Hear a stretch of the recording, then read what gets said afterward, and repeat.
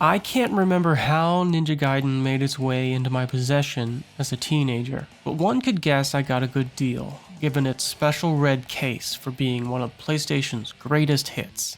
What I ended up playing was one of the hardest games I've ever had the pleasure of getting pissed off at. I mean, this shit is hard. Do you have a ticket for the party?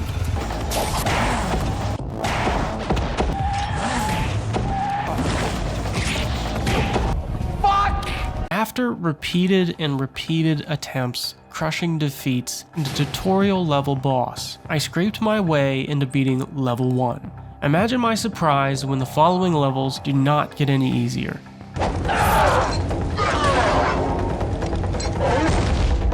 As I rear the end of level 3, we're introduced to another boss, this time a real flashy one. I try, I reload, and I get my ass kicked. I fail over and over and over again. And so, Ninja Gaiden Sigma is put back on the shelf. Little did I know, years later, I would rediscover a classic that both frustrated and captivated me. This is my return to Ninja Gaiden Sigma.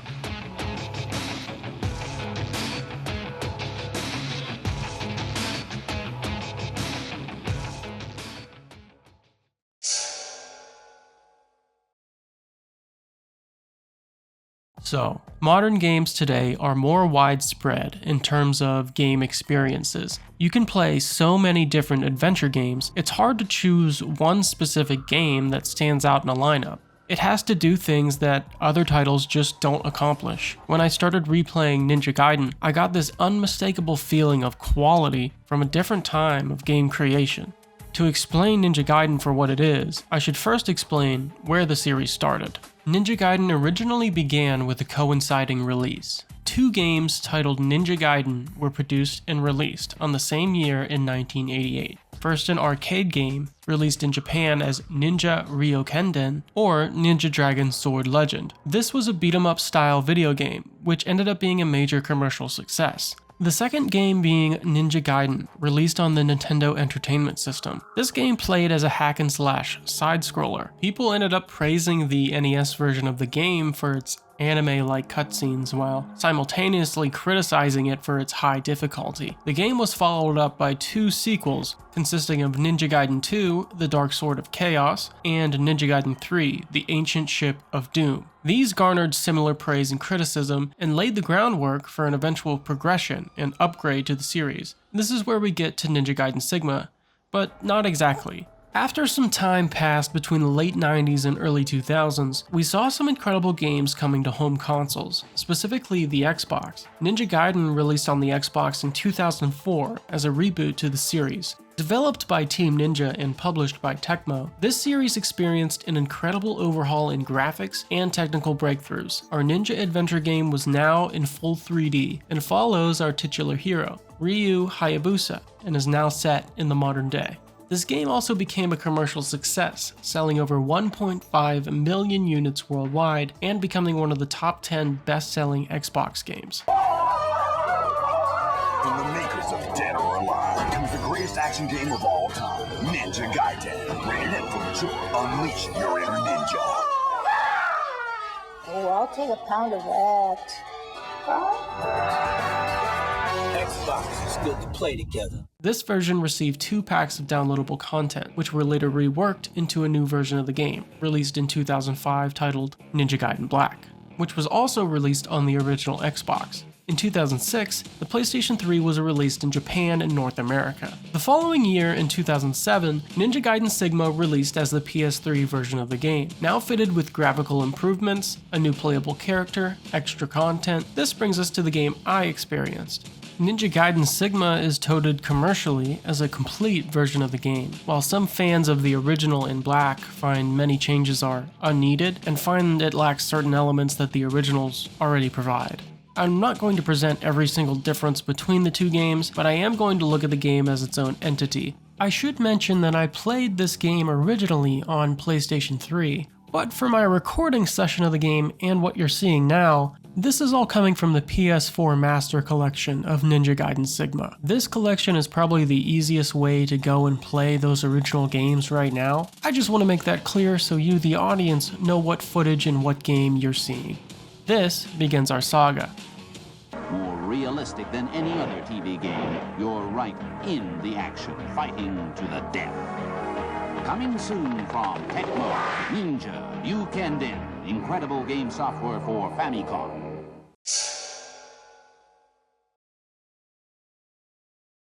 On a hot summer's day this year, I ended up browsing my PS3 collection for something interesting to play. I've played character action games. I've played a lot actually, from series like Devil May Cry, God of War, or even more recent titles like Sifu or Stellar Blade, but I never ended up continuing with the Ninja Gaiden series. That is until now. Ninja Gaiden Sigma is a character action game to its core. Not only that, but it's a beautiful adventure game with a difficulty curve that feels like a true challenge for the player. Combat really is key when it comes to games like this, and I learned that quickly within the first few seconds of playing.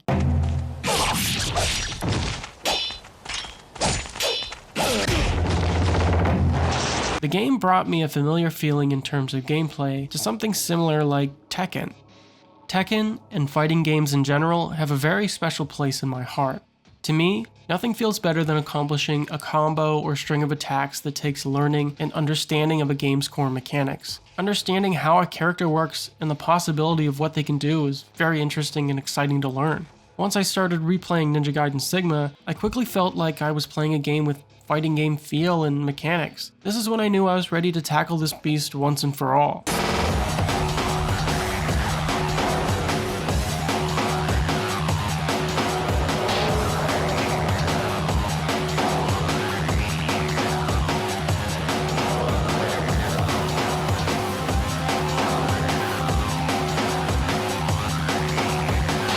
We enter the world of Ninja Gaiden as our protagonist, Ryu Hayabusa. He stems from a lineage of the Hayabusa family, who passed down and protect a sword known as the Dark Dragon Blade. Evil Dark Dragon Blade.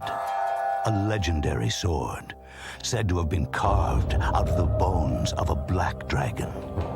It brought plague and death to the world during the age of ancient myth.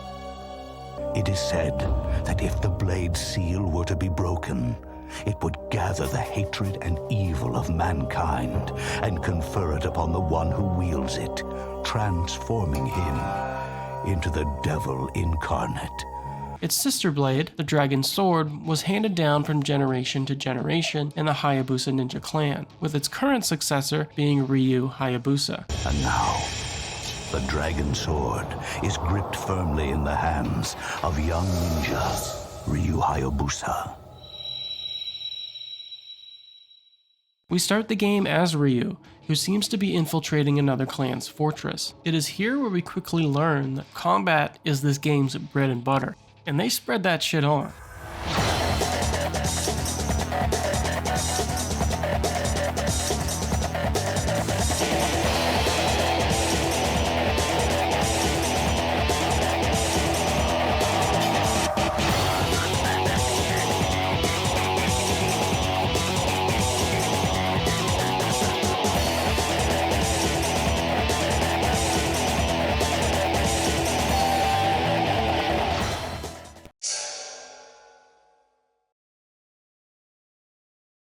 The first chapter of the game has us infiltrating the Shadow Clan fortress to visit Ryu's uncle, clan leader Mirai. Along the way, a character named Ayane gives you helpful hints in the form of messages attached to a kunai. You'll quickly be getting used to the combat system, as this beginning level does not hold back on you, and being quick and precise with your movements will be all the difference in your survival. In this level and levels following, you'll find many chests with items such as health elixirs, which will aid you in your journey.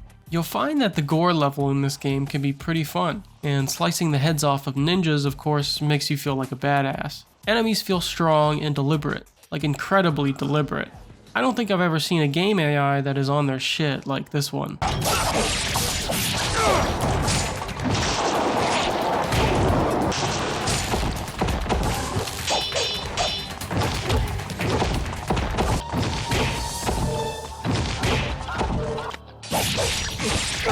Get your fucking hands off me.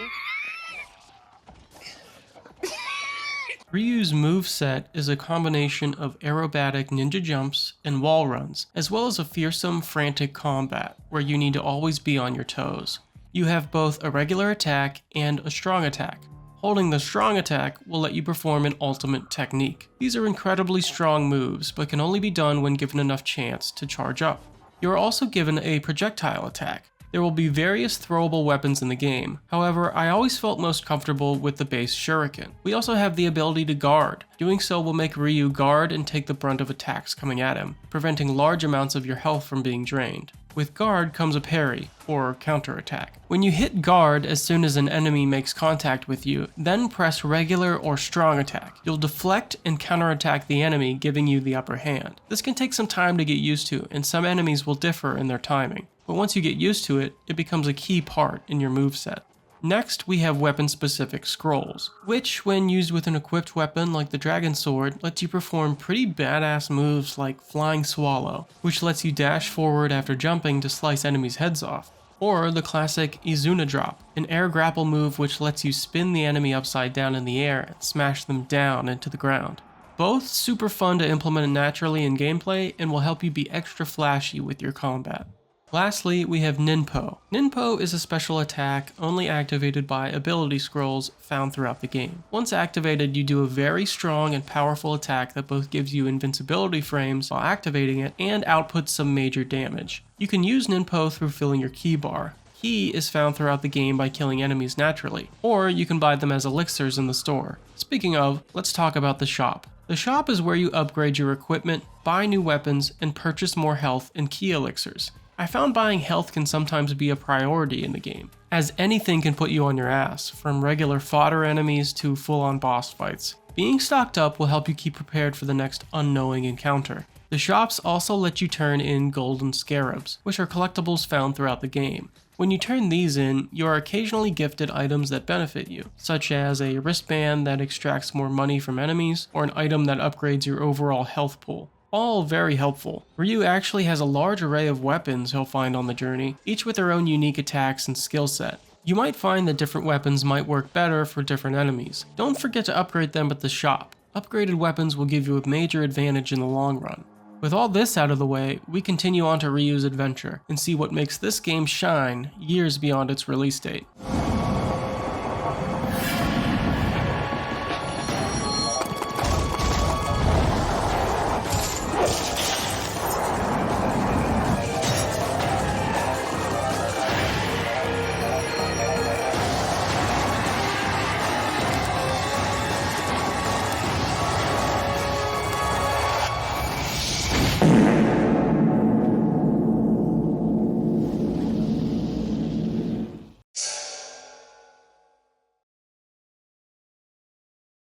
Although it took some time at first, I was able to get a handle on the game and what it's asking of you. It wants you to pay attention to your enemy, understand them, and then devastate them. There's a popular quote that goes, "I'm not stuck in here with you, you are stuck in here with me," and that very much comes into play as you play as Ryu. What you're actually doing is playing as the boss character. You are the one with the crazy moveset and can incapacitate enemies just as quickly as they can to you. This is when I learned not to fear the enemy, but to understand and engage them. The overall goal of this first level is to show you the variety of gameplay this title has to offer. You'll fight your way through, collect small treasures along the way, perform some moderate platforming to get around, and eventually make your way to Ryu's Uncle Mirai. This is the game's first boss battle, and where your skills so far are put to the test. It's time to lock in.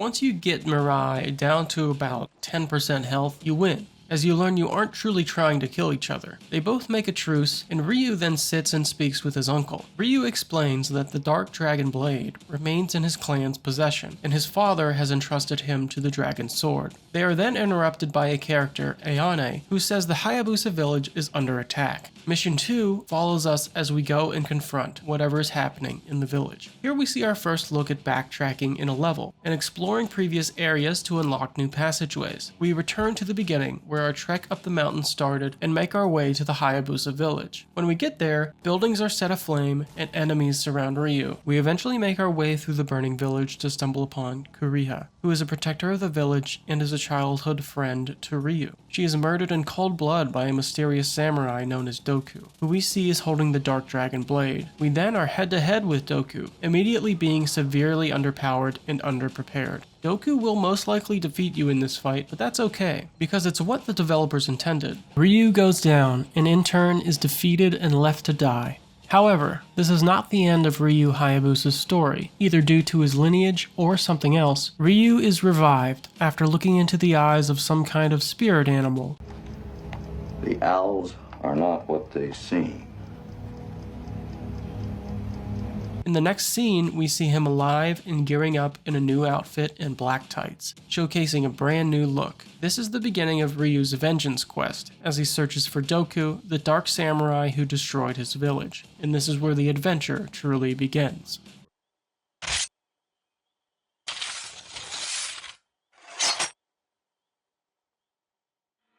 Doku.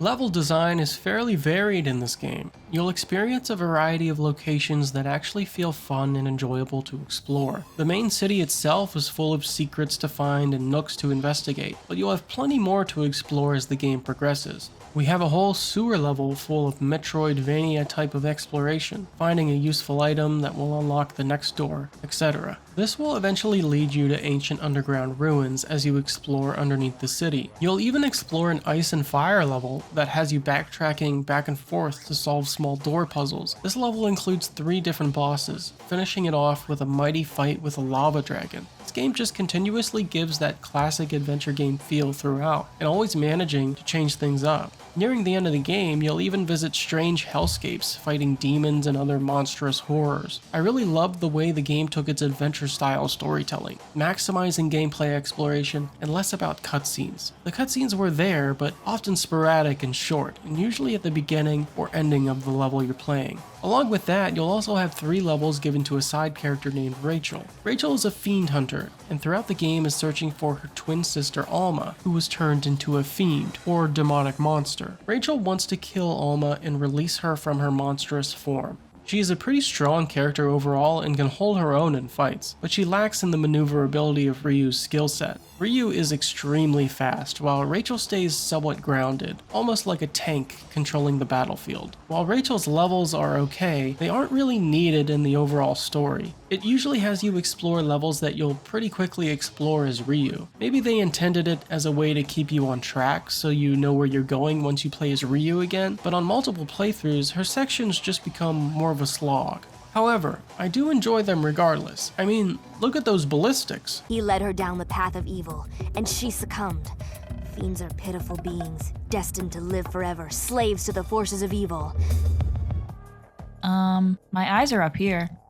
My bad, sorry. Overall, level design is super solid, and playing through the game twice, I had even more fun the second time as I could get through areas even faster than before and could score an even higher level rank. Although the game asks a lot of you in terms of understanding its gameplay and mechanics, once I got everything down, it just turns into a flow state of gameplay. You start breezing through enemies and start remembering each enemy's movesets. You become the boss, and it feels incredible. There are secrets stashed around the various levels of the game, even weapons you can just completely miss. My first time playing the game, I missed picking up Rachel's Ninpo power-up because I didn't understand the game's arena system. As you fight enemies, you'll find arena fights where enemies just seem to keep coming and coming. This is how you know it's a secret, and at the end, you'll be rewarded with something good, like a health or key upgrade, or for Rachel, something like a new hairpiece. There's plenty of nooks and crannies in the game, and you're typically rewarded for exploring. You'll even find 3 different Team Ninja logos scattered in separate parts of the game. These refill your health and key, and is a little way of saying thanks for finding this.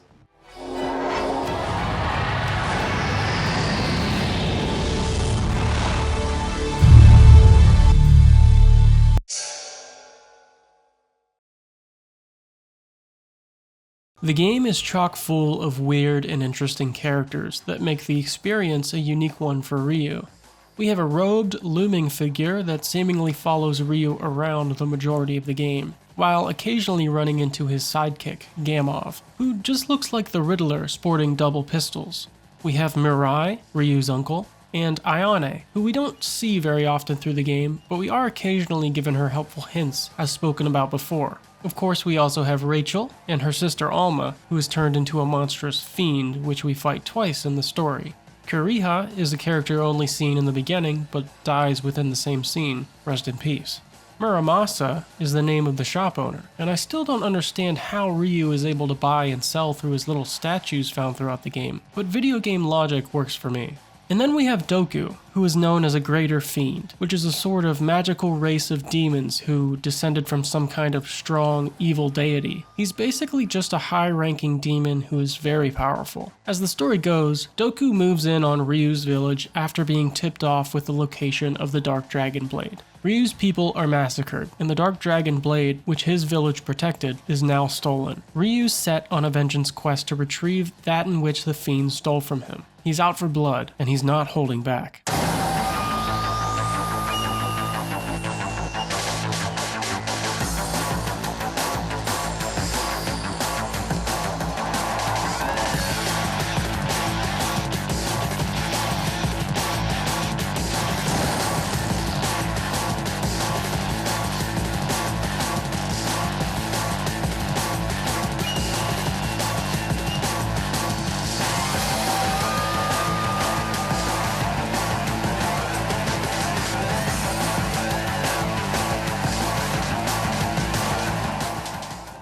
I think the story overall is pretty interesting and continues to keep you interested as you make your way through. The variety of locations and levels you visit helps to keep things fresh, and I always felt compelled to fully explore each new area I visited. The story itself isn't the most incredible tale, but I found it to be both charming and enjoyable, and I appreciated any time I got to see characters in their strange CGI cutscenes. Asura!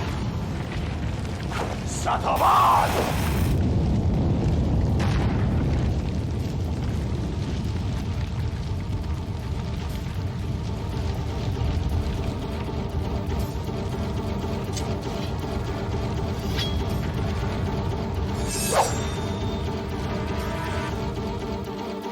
The story and cutscenes aren't really what this game is about. To me, it comes down to the combat. It just gives you the freedom to have fun with gameplay, and I really couldn't ask for much more than that in a video game. Ninja Gaiden Sigma really delivers on both quality and quantity. And as for the full experience, I was more than satisfied with the story it told. I won't spoil the ending of the game or what the final boss may be. You'll have to play and find that out for yourself. However, there's even more things that make this game fun. Most notably, bosses.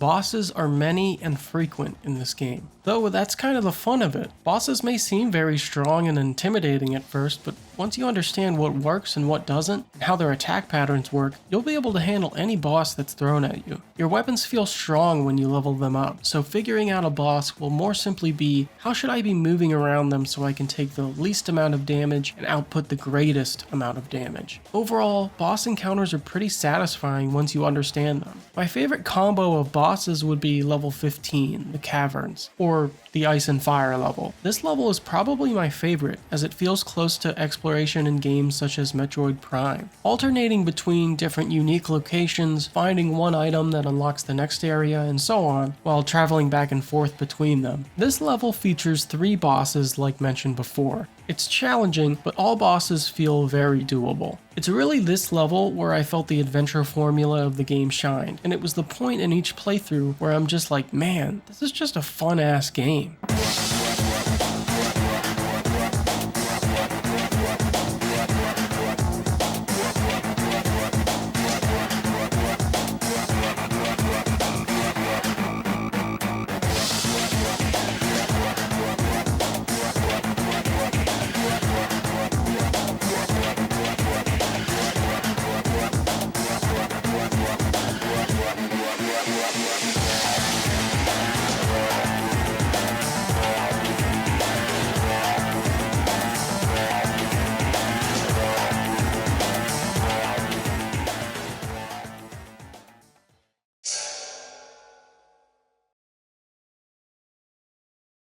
Overall, I find the game is extremely fun, whether it comes to combat, movement, or exploration of its world, but there were things that I disliked as well that I'd like to mention. Movement in this game is sometimes a bit wonky. There's been times in either playthrough where I want Ryu to run on a wall or climb a certain way, and he'll just sort of do his own thing based on what he's interacting with. There's been many times where I just jump into a hazard because the game isn't clear as to what will work and what won't. Another point is relying on health to get through encounters. Sometimes getting used to a boss means dying and trying again, which is fine, but some bosses suck your health pool with really big attacks, so you're forced to use health items to just get used to the fight. If you don't have much health during these fights, you're kind of shit out of luck trying to get the hang of them. I guess this can be described as less of a game gripe and more of just how the game works. I would often find myself unprepared for boss fights on my first playthrough, as I would be using up the health elixirs I found throughout the level, leaving me dying quickly in the boss.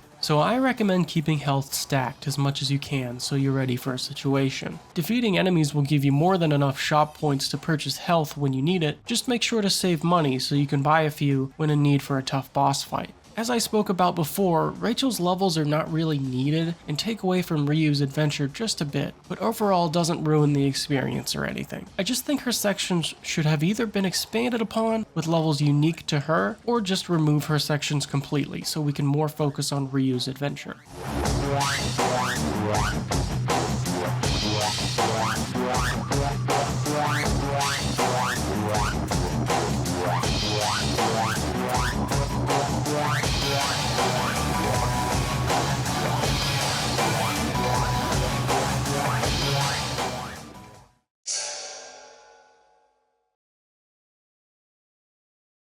Aside from the main story, which features a whopping 19 chapters, there's even more to play once you finish it. It includes ninja trials, which are typically just fighting arenas where your goal is to defeat the required enemies until you beat the challenge. There's also a survival mode where you fight as long as you can until you die. These modes don't need to be experienced to enjoy the game, but they are nice additions regardless. Lastly, I just wanted to take a quick look at the few additional costumes offered for both Ryu and Rachel. These are unlocked through replaying the story on higher difficulty levels and make repeated playthroughs a little more interesting.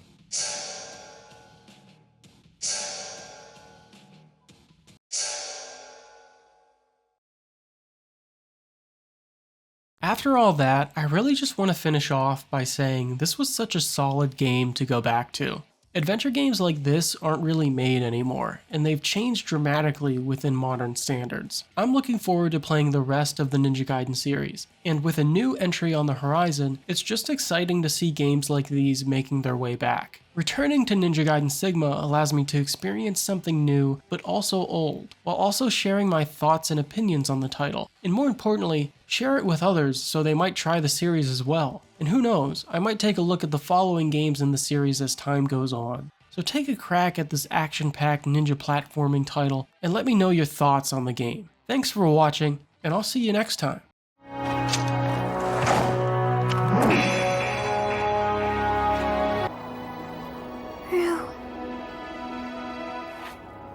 It's over.